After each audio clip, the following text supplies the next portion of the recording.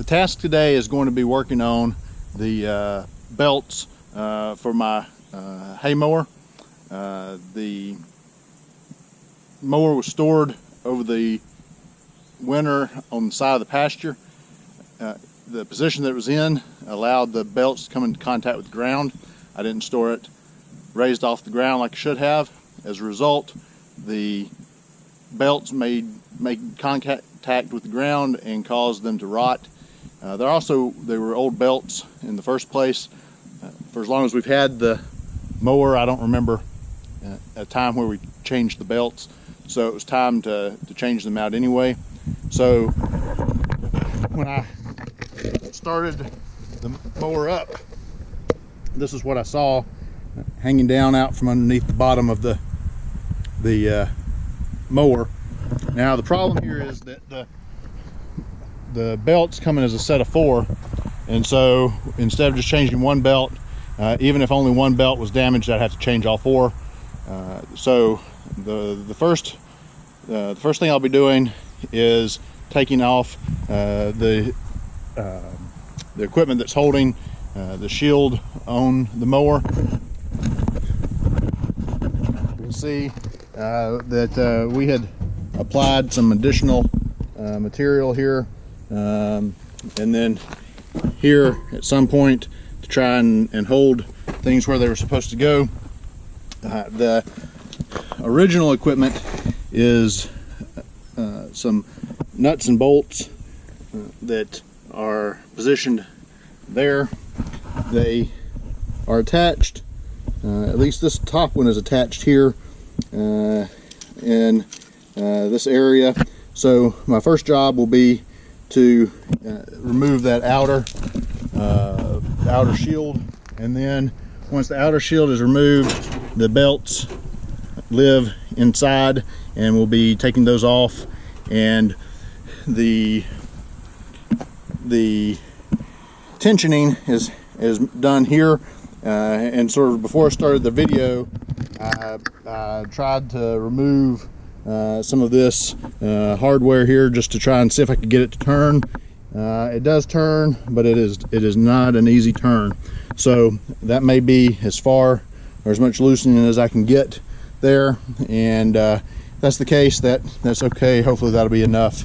If not, then we'll get a cheater and get after it with a little bit something stronger. So anyhow, I'll sort of check in with you at different stages through the process to let you see what is present once we get the different things taken off and start working.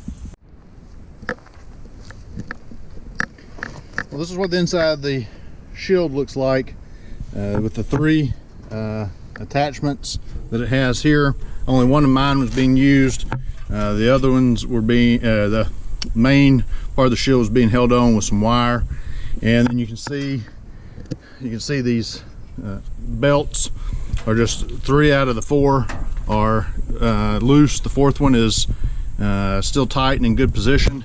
You can see though they put here on the warning label to make sure and not replace one belt at a time, replace all 4 belts if you replace even one.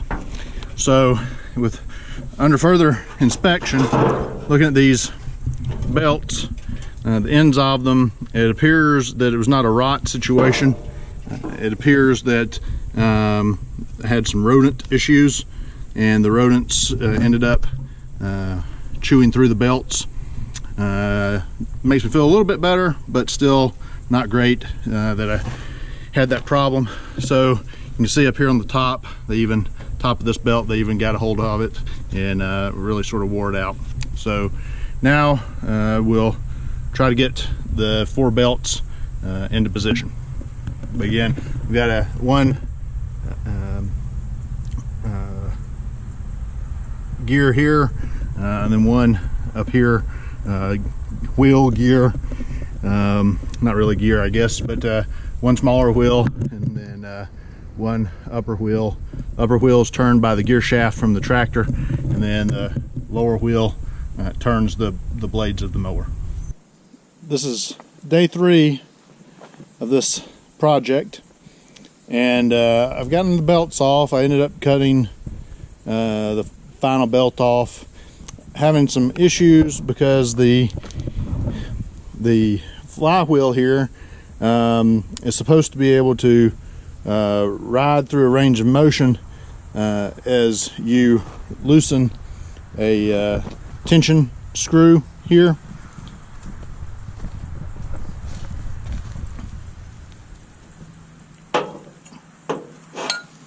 The actual attachment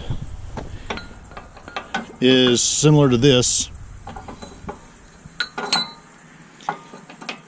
and then your tensioning screw fits into there and will tighten the spring to cause this flywheel to be pulled toward the screw, and as a result tighten the belts.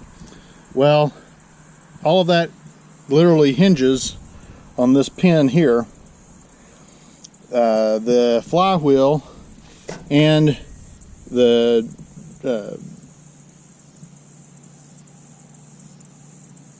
drive arm, the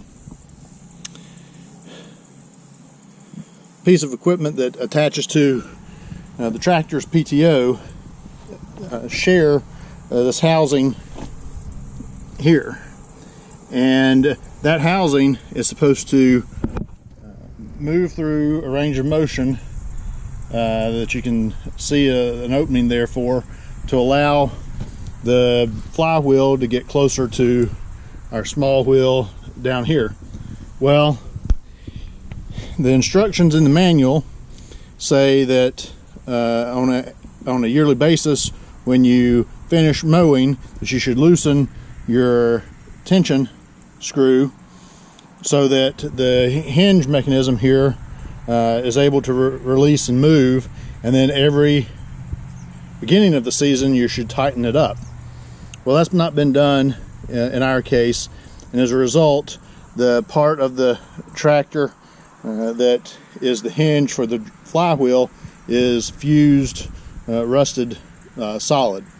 And so I've used several penetrating oils, and day 2 was essentially just wetting that down with as much WD-40 and liquid wrench as I could get. And I'm coming back today, hopefully, to be able to loosen that up and get the belts on like I need. The other thing, I hate to say this, but by way of tutorial, this piece here that accepts the tension screw is a very soft metal. If your equipment is rusted like mine and you're tempted to use that to try and convert this straight object into force against the rusted object, don't do it. This is damaged, and I will probably have to cut some of that off or try to file some of it out. As it is now, I cannot get my tension screw back in, so don't be like me. Don't randomly attack things with a 2-pound sledge mallet. With enough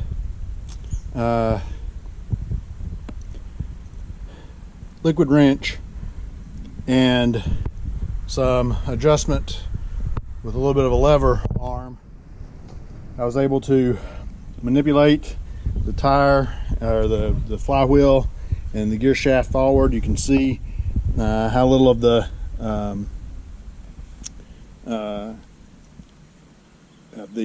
housing for the tension screw is present now. It's all been pushed back into a different space, and one of the keys to this also happened to be removing this. You can't really tell it, but when this protector, this cover, is present over the gear shaft, it actually got wedged between this structure that I needed to move and this part here that was not going to move, and that made it difficult for me to get the last few inches. So I had to come back and put an extension on my ratchet and take that loose from where it was connected at this point here and at this point up here. And once I did that, I was able to get the last, not even a whole inch that I needed to be able to get the belts on. The belts are on now, and you can see they're very loose. So the hardest one to get on was the first one, the one closest to the body of the mower. And once I got it on, the other three went on pretty easily. So in order to get back where I need to be, I'll now have to sort of do things in reverse. I'll use my lever from this side and move things back, try to get this back in as much of a position as I can to be able to put the tension screw in it. And I am going to try to file off just a little bit of the inside of this housing to allow the original tension screw to work. I'd rather not have to buy this as a new part. And so hopefully this will be the end of it. We'll be just about finished with the project.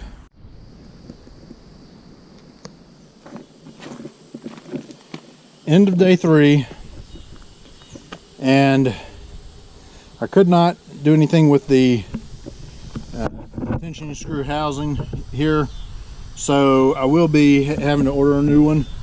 In order to get it loose, I loosened the cross piece that was holding it. I had to take out some a roll pin and then drive the cross piece out and take that housing out, and I'll have to be ordering a new housing to go in place. There's actually not a lot of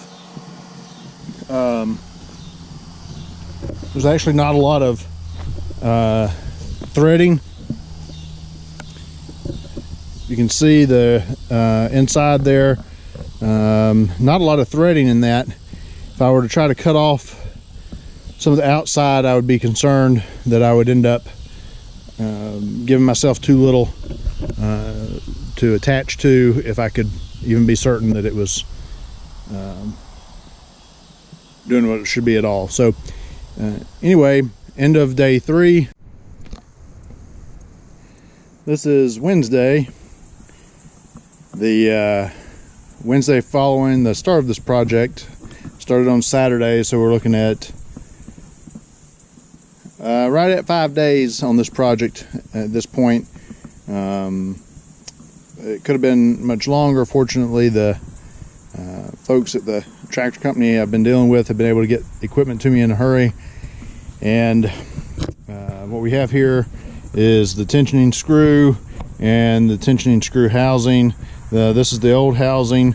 Remember, the end was damaged in my attempt to try to remove the belts, and so it's been replaced with is going to be replaced with a housing that is accepting of the tensioning screw. And again, we've got the belts on. You can see down here where I had to remove this pin that goes into the tensioning screw housing, and in order to do that, I had to remove a roll pin similar to this. In fact,